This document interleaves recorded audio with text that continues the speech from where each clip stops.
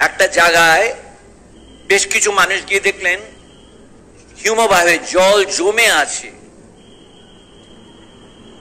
আরো খানিকটা নিচে নেমে দেখলেন সেখান থেকে একটা জলস্রোত নিচে আসছে। তারপরে আরেক জায়গায় দেখলেন যে সেই জলস্রোতটা নিচে নেমে অন্য জিনিসের সঙ্গে মিশে একদম এমনি জলের মতো বেরিয়ে যাচ্ছে, যেই জলটাকে পরিশ্রুত বলবো না। তাহলে তারা দেখলেন এই যে বরফের মতো জায়গাটা, এইটা জলের মতো পরিণতিটা পেল কেন? আমি এগুলো বলছি একদম কিন্তু স্কুল কলেজে বোঝাবার জন্য না, একটা মূল জায়গা ধরাবার জন্য। তাপের জন্য। তার মানে ওই যে বরফ দশাটা ছিল, এইটা জল দশা এলো তাপের জন্য। এইবার অগ্নির ব্যবহার তারা শিখে গিয়ে এই জলটাকে তারা যখন কোনো কারণে উষ্ণ করছেন, দেখছেন একটা জিনিস ওপরে উঠে যাচ্ছে, চিনলেন, সেটাকে আবার রাখলে দেখা যাচ্ছে সেটা জলীয়, ওটার নাম দিলেন বাষ্প।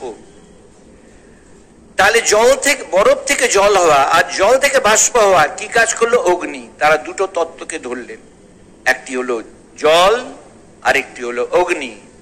আর বায়বীয় দশাটা বায়ু কোন জায়গায়? এগুলো মৃত্তিকায়, মাটির ওপরে। তাহলে ক্ষিতি, অপ, তেজ, মরুদ। ক্ষিতি হলো পাথর, মাটি যাই বলুন, সেইখানে জল, সেই জলটা বরফে, বরফ, সেই বরফটা জলে পরিণত হচ্ছে তাপের জন্য, আর সেই জলটা আবার বাষ্পে পরিণত হচ্ছে, সেটাও তাপের জন্য। তাহলে এই তিনটের মধ্যে সবচেয়ে শক্তিশালী অগ্নি। এইবারে এটা কি ছড়াচ্ছে কোথায়?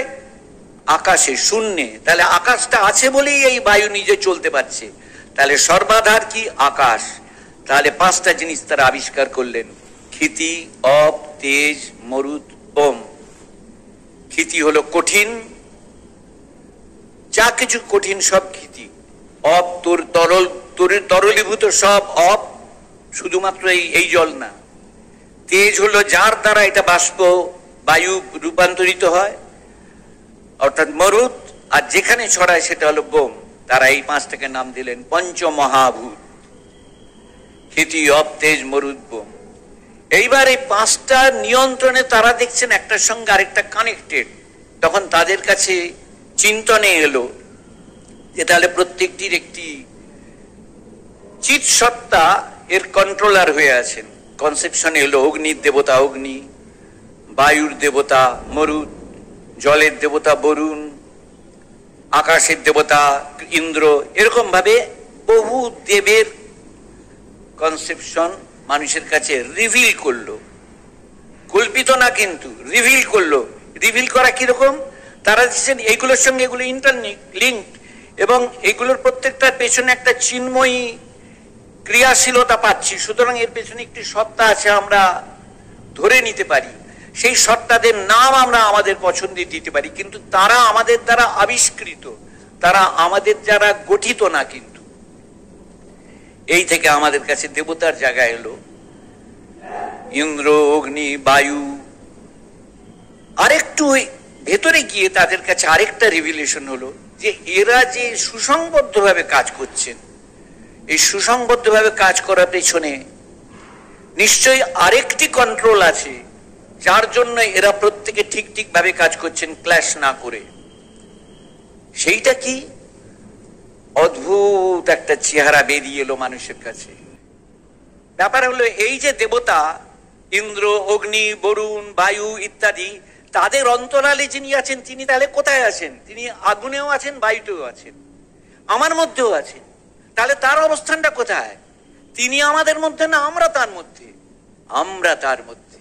তাই তাকে বলা হলো ব্যাপ্তি স্বরূপ একটি অবস্থান, তার নাম ব্রহ্ম। ব্রহ্ম মানে কিন্তু কোনো সত্তা নয়, যা ব্যাপ্তি স্বরূপ, যার মধ্যে সবকিছু আছে, তার জায়গাটাই হলো আমাদের কাছে আমাদের আসল পরিচয়, অভিন্নতার জায়গা। অর্থাৎ আমরা প্রত্যেকে, সামান্য মানুষ থেকে তথাকথিত বিশিষ্ট মানুষ অব্দি প্রত্যেকে, এমনকি মশা, মাছি, বিছে, মাছ, হরিণ, বাঘ, সবার মধ্যে ওই সত্তাটা আছে। প্রত্যেকের যেটা আত্মচৈতন্য, তাহলে সেইটা ওইটাই। আমি খুব জিস্টে না সিনপসিসটা বলে দিলাম, এবার একটু ভেঙে ভেঙে বলবো। আমি কি ধরাতে পেরেছি একটু আইডিয়াটা?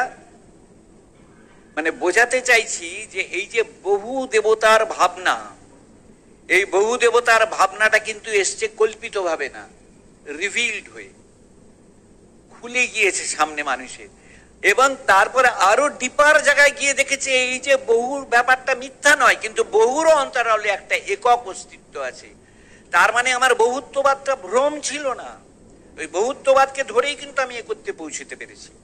তাহলে একত্রের জায়গায় যে পৌঁছলাম, সেই একত্রের জায়গায় তারপরে ফাইনালি আসছে কোথায়? নিজের কাছে।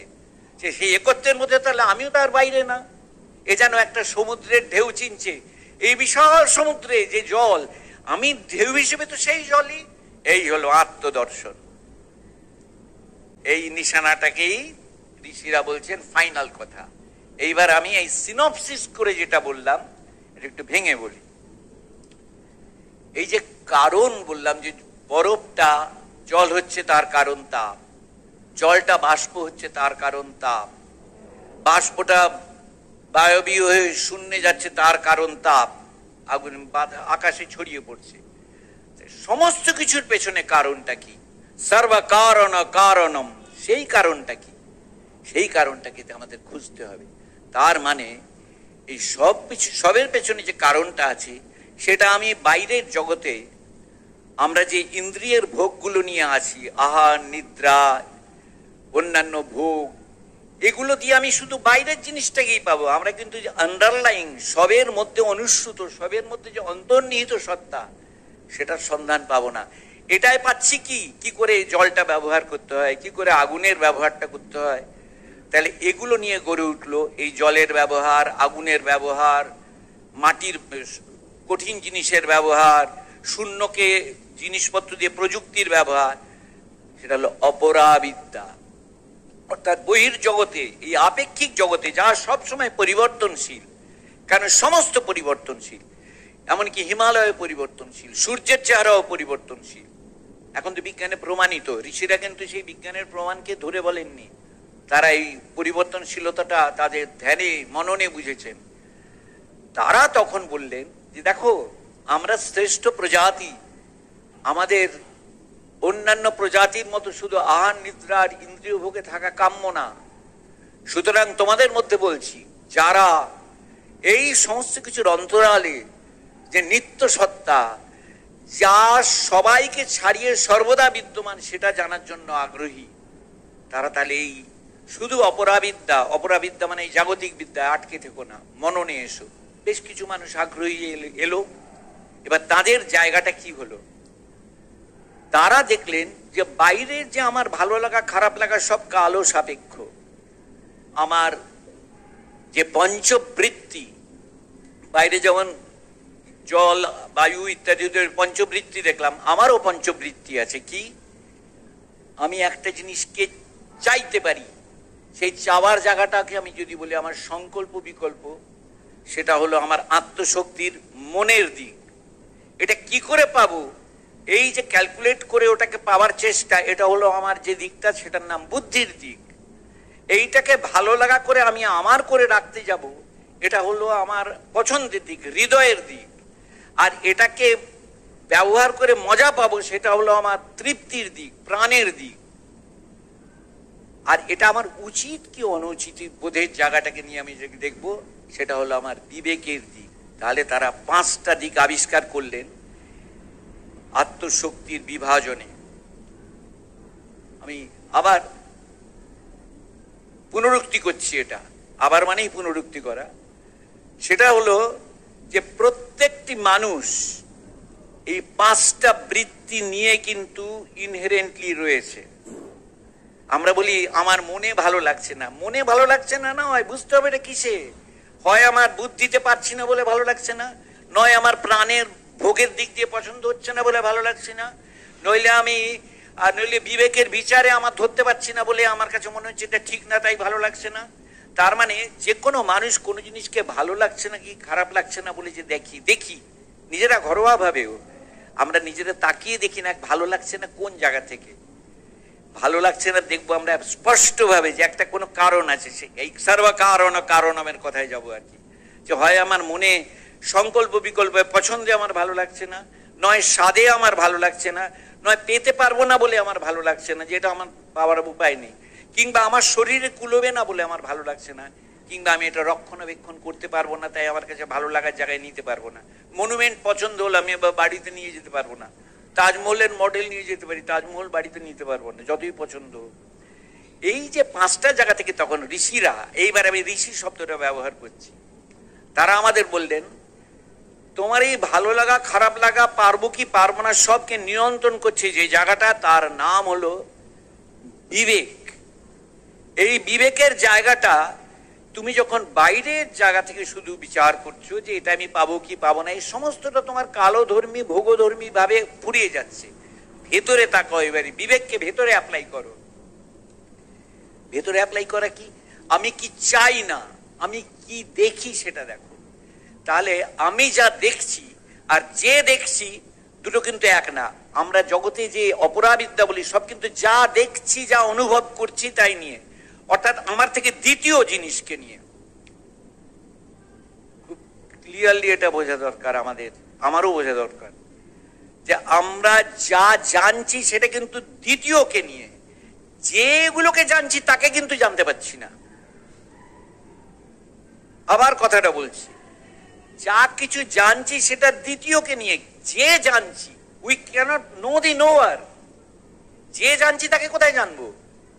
সে তো তাকে জানতে হলে তাহলে আমার আরেকটাও নোয়ার হতে হয়। তাই একটা সিদ্ধান্ত হলো যে যা জানছি এটাকে বলো পরিবর্তনশীল জিনিসটাকে নাম দাও প্রকৃতি, আর যে জানছি তার জায়গাটাকে বলো পুরুষ। পুরুষ মানে এখানে কিন্তু বেটা ছেলে মহিলা পুরুষের ব্যাপার না, সে হলো পুরুষ। অর্থাৎ একটা স্ট্যাটিক অ্যাসপেক্ট, যে জানছি সে পরিবর্তনশীল না, কিন্তু যা জানছি সেটা পরিবর্তনশীল। জানার জায়গাটা কি কি দিয়ে হচ্ছে? আমার পাঁচটা জায়গা দিয়ে হয়েছে। মনের দিক থেকে জানা হচ্ছে এটা আমার ভালো লাগা খারাপ লাগা, প্রাণের দিক থেকে জানা হচ্ছে এটা আমার কাছে ভোগে ভালো লাগার কি পছন্দ লাগে সেটাও জানা হচ্ছে, অভিজ্ঞতা। বুদ্ধিতে কি জানছি কি করে এটা পেতে হয়, বিবেক দিয়ে জানছি এটা কি উচিত আর অনুচিত বোধ, আর ক্রিয়া জানছে আমার সামর্থ্য এটা কতটুকু হতে পারে না পারে। তার মানে আমাদের অনুভব বৃত্তিটা পাঁচটা জায়গা থেকে কানেক্টেড হয়ে নিজের কাছে ধরা পড়ছে। ঋষিরা বললেন এই অনুভবকে কাজে লাগাও। তুমি বুদ্ধি দিয়ে বুঝছো না, প্রাণ দিয়ে বুঝছো না, মন দিয়ে বুঝছো না, হৃদয় দিয়ে বুঝছো না, বিবেক দিয়ে বুঝছো, ইম্যাটেরিয়াল। তুমি বুঝছো কিনা দেখো। এইবারে তুমি যেই বৃত্তিটা দিয়ে ভালো করে একটা জিনিসকে বুঝতে পারছো ওটাকেই তোমার মূল ধন মনে করো।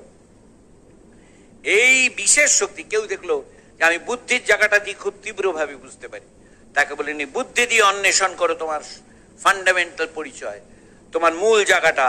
এই জগতের কাঠামোর পেছনে যিনি আছেন তার অন্বেষণী বৃত্তিতে তাকে খোঁজার জায়গাটা, যার সংকল্প বিকল্পাত্মক দিক, মনের দিকটা খুব দৃঢ়, তাকে বলেন মনকে অন্য জিনিস থেকে সরিয়ে নিয়ে একনিষ্ঠ হয়ে তুমি মনকে তৎপর করো এই সত্যকে জানার জন্য।